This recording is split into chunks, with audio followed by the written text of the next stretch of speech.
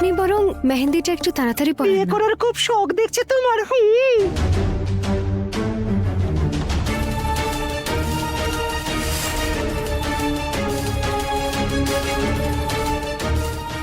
আরে দিদি, প্রেমের জন্য তো প্রতিজ্ঞার ভাগ্যই খুলে গেছে।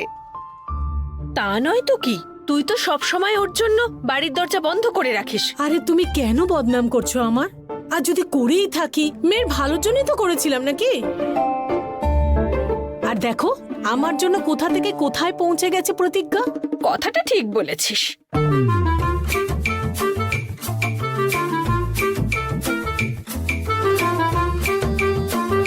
এটা কি করছেন আপনি? মেহেন্দি পরাচ্ছেন নাকি মানচিত্র আঁকছেন আমার হাতে?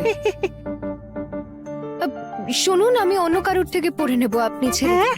আরে এই মেয়ে, আরে শোন না মেয়ে, আরে মনে হচ্ছে ও খুব রাগ করেছে, একটু মানাই। হ্যাঁ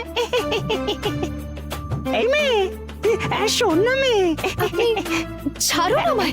এটা কি ধরনের অসভ্যতামি? এই হাতটা ছাড়বো না, সারা জীবন ধরে থাকবো। হ্যাঁ? হুম।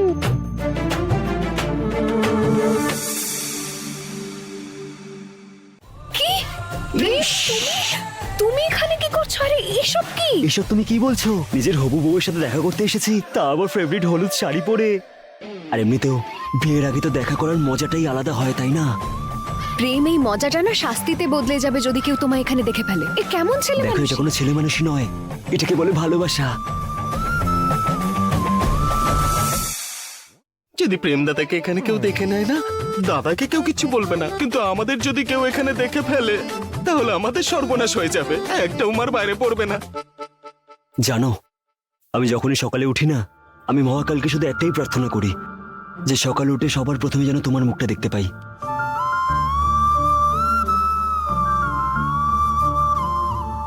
মহাকাল যেন তোমার সব ইচ্ছে পূরণ করেন, কিন্তু প্লিজ এখন আমায় যেতে দাও। আরে নির্মলা, কি বলছোটা কি তুমি? ওটা তোমার মাসি নয়? তাহলে উনি আবার কে যে প্রতিজ্ঞাকে মেহেন্দি পরাচ্ছিলেন?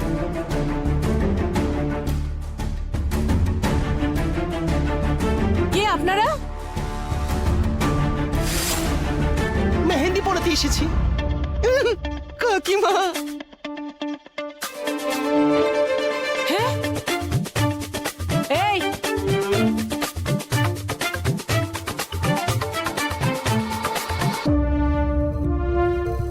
কাকিমা, আমি আমি কোনো আলতু ফালতু ছেলেদের কাকিমা হতে চাই না। দাঁড়াও, এক্ষুনি তোমাদের দেখাচ্ছি।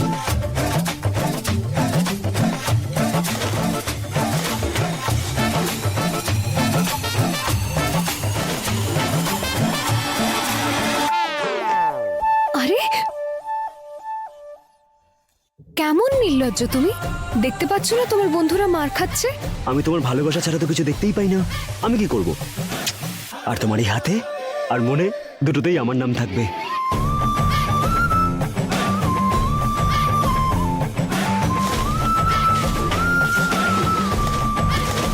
প্রেম, এখন আমায় যেতে দাও প্লিজ, কেউ দেখে ফেলবে। আরে দেখতে দাও না, বেশি আর কি কথা বলবে? এটাই তো বলবে যে প্রতিজ্ঞার হবু স্বামী কি রোমান্টিক, তাই না? প্রেম প্লিজ আমায় যেতে দাও। আচ্ছা ঠিক আছে, তুমি যেতে পারো, কিন্তু তার আগে আমাকে রিটার্ন গিফট দিতে হবে। পাগল নাকি তুমি? পাগল তো আমি হয়েই গেছি তোমার ভালোবাসায়, সম্পূর্ণভাবে।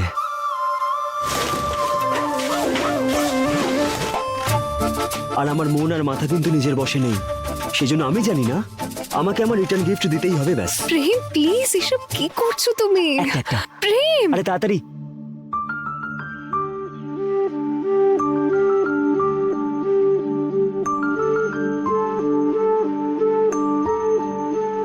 এর জন্য তোমায় বিয়ে পর্যন্ত অপেক্ষা করতে হবে।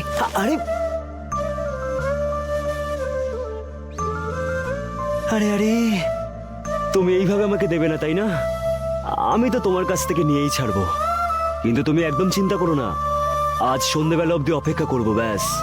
তারপর আমি তোমাকে নিতে আসছি, আর এইবার লুকিয়ে আসবো না, একদম ঘোড়ায় চড়ে আসবো।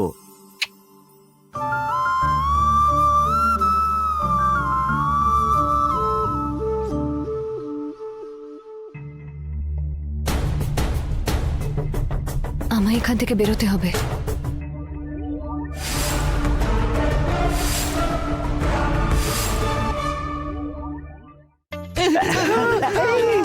হে, তোদের সাথে ভিতরে কিছু হয়েছে নাকি? তোরা ভাবে শুকনো পাতার মতো ঝরে পড়েছিস কেন রে? হ্যাঁ দাদা, নিজের বউকে কেউ এরকম লুকিয়ে লুকিয়ে মেহেন্দি পড়ায় নাকি? যদি ঠিকঠাক ভাবে আসতাম তাহলে একটু আদর আপ্যায়ন তো পেতে পারতাম। কেন, তোদেরকে কেউ আদর আপ্যায়ন করেনি?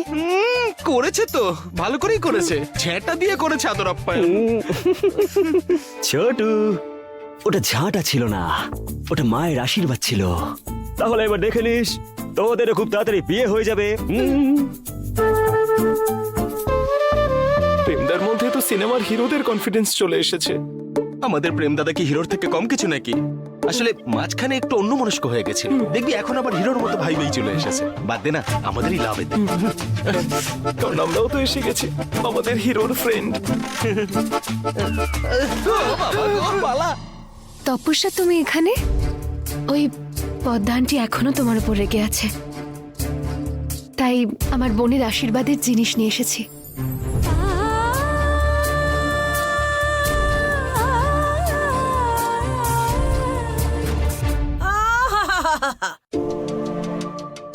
কখনো সতীন, কখনো বান্ধবী।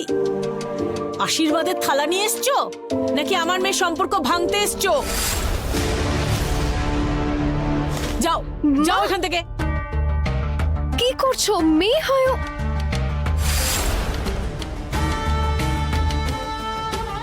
না, মানে বলতে চাইছি পদ্মা আন্টি ওকে মেয়ে মনে করে, তাই তুমি এভাবে কথা বলো না ওর সাথে।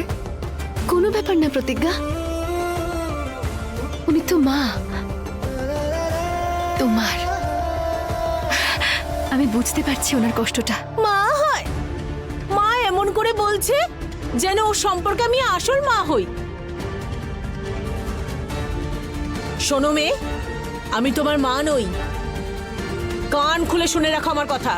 তোমার মতো মেয়েদেরকে খুব ভালো করে চিনি আমি, বুঝলে? মা, কি বলছো তুমি এসব কথা?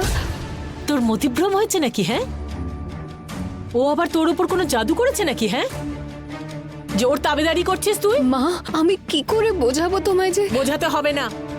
এত বড় বাড়িতে তোর সম্বন্ধ হয়েছে, যদি খুব শখ থাকে নিজের পায়ে কুড়োল মারার, তাহলে মার। আমি কি করব?